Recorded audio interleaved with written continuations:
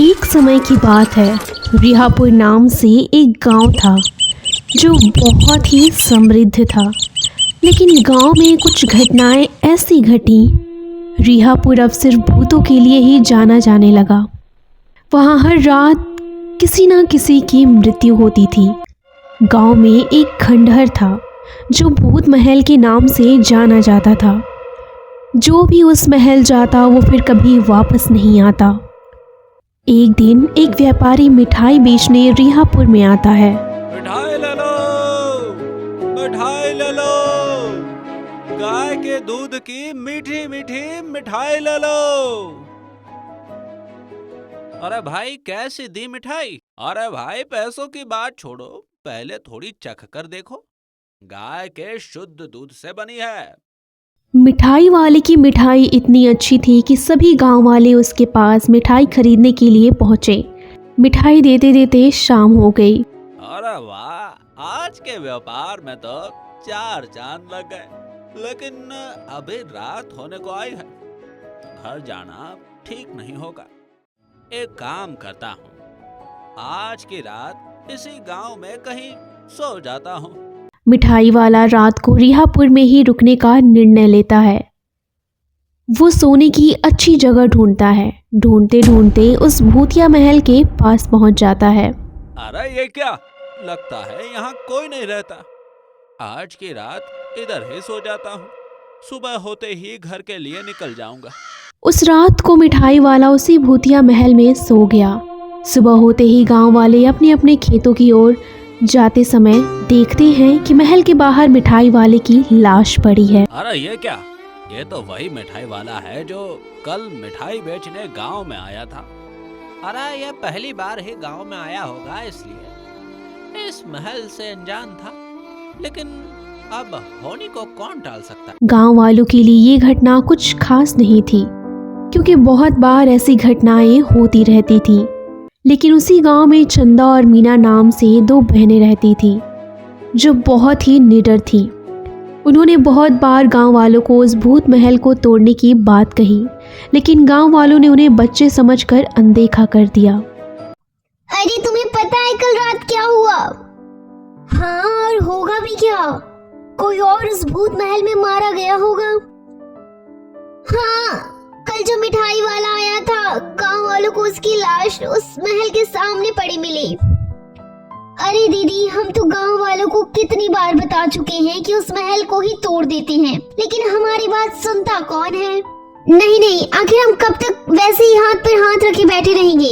मैं आज फिर से गांव वालों को बुला कर लाती हूँ। हाँ, कर लो व्यर्थ के परिश्रम, लेकिन देख लेना, तुम्हारी बात कोई नहीं मानेगा। मीना अपनी जिद पर अड़ी रही और उसने फिर से सभी गांव वालों को एक पेड़ के नीचे बुला लिया।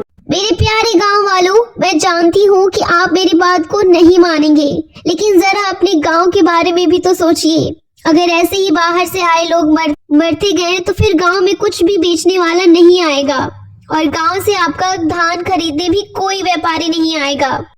बेटा मीना, तुम सही कह रही हो। हमें तुम्हारी बात पहले ही मान लेनी चाहिए थी।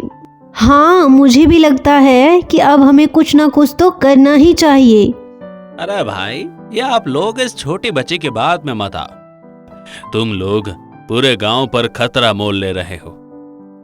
देखो, मेरी बात मान लो, तुम जो भी कर रहे हो मेरे हिसाब से ठीक नहीं है।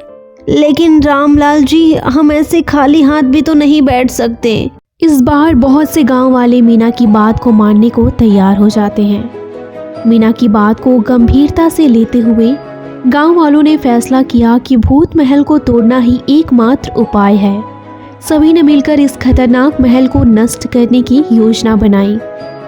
हमें इसे बिना किसी डर के करना होगा। अगर ये भूत महल हमारे गांव में तबाही मचाता रहेगा तो हम सभी का जीवन खतरे में रहेगा। देखो, मेरी बात मान लो, तुम जो भी कर रहे हो मेरे हिसाब से ठीक नहीं है। नहीं, अब हम आज इस महल को तोड़ कर रहेंगे। उस गांव में एक विद्याधर बाबा जो बुजुर्ग और अनुभवी थे, उनको बुलाया गया। वह भूतों और अदृश्य शक्तियों से संवाद करने में माहिर थे। गांव वालों ने उन्हें बताया कि भूत महल में कुछ असामान्य गतिविधियां हो रही हैं और वहां कई लोग मारे जा चुके हैं। मुझे लगता है कि ये भूत महल केवल एक साधारण महल नहीं है। यहाँ पर कोई शक्तिशाली आत्मा या भूत निवास कर रही है जो जीवित लोगों को नुकसान पहुंचाते हैं। हमें बहुत सावधानी से काम करना होगा। अरे बाबा, आप इन गांव वालों की बातों में क्यों आ रहे हो? इन सबको तो उस छोटी बच्ची मीना ने बहका दिया है। मेरी बात मानो तो आप खुद को इस संकट में मत डालिए। नहीं नहीं रामलाल जी, ये हमारे पूरे गांव के जीवन और मरण का सवाल है। और वैसे भी अब मेरा बचा ही क्या है, कभी भी मर सकता हूं, तो क्यों ना अच्छा करके मरूं। ठीक है, अब जिसको जीने की चाह ही ना हो तो उसे समझा के भी क्या फायदा। देखिए विद्याधर बाबा, हमने आज एक योजना बनाई है। कैसी योजना? हम आज ही वो महल तोड़ देंगे। ना रहेगा बांस, ना बजेगी बांसुरी। अरे बेटी, नहीं नहीं, ऐसी गलती मत करना। क्यों बाबा, आप ऐसा क्यों कह रहे हैं? आप लोग नहीं जानते कि भूत कितने खतरनाक होते हैं। अगर हमने वो महल तोड़ दिया तो किसी भी जगह पर अपना कब्जा कर सकते हैं। लेकिन बाबा, हमें क्या करना होगा? देखो बेटा, वो भूत सिर्फ महल तोड़ने से नहीं जाएगा। बाबा, तो आप ही बताइए कि क्या किया जाए। देखो, मैंने अपने जीवन में ऐसे बहुत सी जगह से भूतों को मुक्त करवाया है। इसलिए हमें एक विशेष पूजा करनी होगी जिससे मंत्रों के उच्चारण से भूत मुक्त हो जाएगा।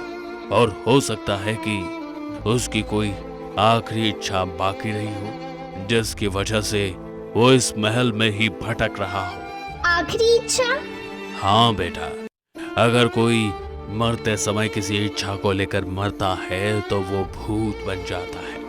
बाबा, तो हम जल्दी ही पूजा की तैयारी करते हैं जिससे आप उस भूत को बुला सको। हाँ बेटी, लेकिन भूतों के यज्ञ हवन की प्रक्रिया सिर्फ अमावस्या की रात को ही होती है। हमें अमावस्या की रात का इंतजार करना होगा। बाबा विद्याधर की बातों को मानकर सभी गांव वाले अपने अपने घर चले जाते हैं और अमावस्या की रात को सभी महल के सामने उपस्थित हो जाते हैं। विद्याधर बाबा सभी गांव वालों को समझाते हुए कहते हैं, देखो गांव वासियों, भूतों को मुक्त करने के लिए एक विशेष अनुष्ठान करना पड़ेगा। ये अनुष्ठान तभी सफल होगा जब पूरी श्रद्धा और समर्पण के साथ इसे करेंगे। लेकिन बाबा, हमें क्या करना होगा?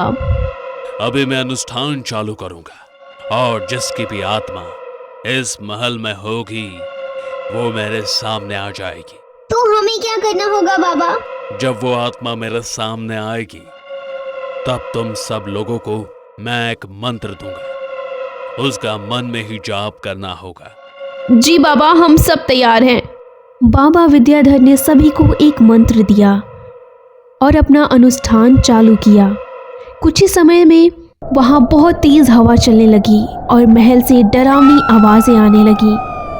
देखो गांव वालों, आप बिल्कुल भी मत डरिए और बाबा ने जैसा कहा है वैसा मंत्र का जाप चालू रखिए। अनुष्ठान चलता रहा और कुछ समय बाद एक अजीब सा कड़क सन्नाटा छा गया। फिर एक भयानक हंसने की आवाज आई और अचानक महल की छत पर एक भूतनी प्रकट हुई जो बहुत ही डरावनी और कटीली नजर आ रही थी। उसकी आंखों में जलते हुए अंगारे थे और वो बहुत गुस्से में दिख रही थी। भूतनी ने कहा, तुम लोगों को क्या लगता है कि तुम मेरी शक्ति से लड़ सकती हो? तुम गलत हो भूतनी। मेरे साथ बहुत गलत हुआ है। आज से 10 साल पहले मैं इसी घर में दुल्हन बनकर आई थी, लेकिन मेरे घर वालों ने मुझे यही मारकर दफन कर दिया है। सच में तुम्हारे साथ बहुत गलत हुआ, लेकिन इसकी सजा तुम्हारे कातिलों को मिल चुका है। अब तुम इस गांव से चली जाओ। नहीं, मैं नहीं जाऊंगी। मैं यहाँ सबको मार दूंगी।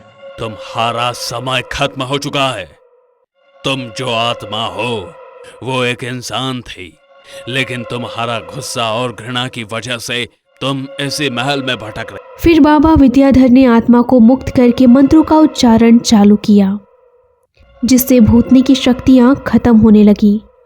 भूतनी के चेहरे पर कुछ पल के लिए भय की छाया छाई, फिर जैसे ही वह धीरे धीरे गायब होने लगी, तभी वो जोर से चिल्लाने लगी।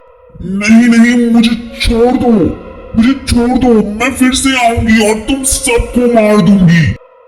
जैसे ही वह भूतनी गायब हुई, महल के चारों ओर एक ठंडी हवा बहने लगी और सारी अंधेरे की मूर्ति खत्म हो गई।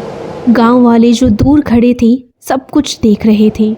वे चुपचाप महल के पास आए और देखा कि महल अब शांत था। किसी भी प्रकार की डरावनी शक्ति अब वहां नहीं थी।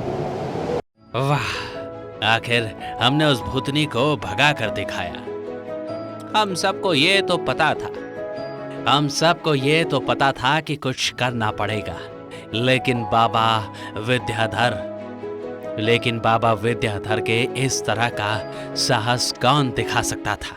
सभी गांव वाले खुश हो गए और अब रिहापुर फिर से समृद्ध होने लगा।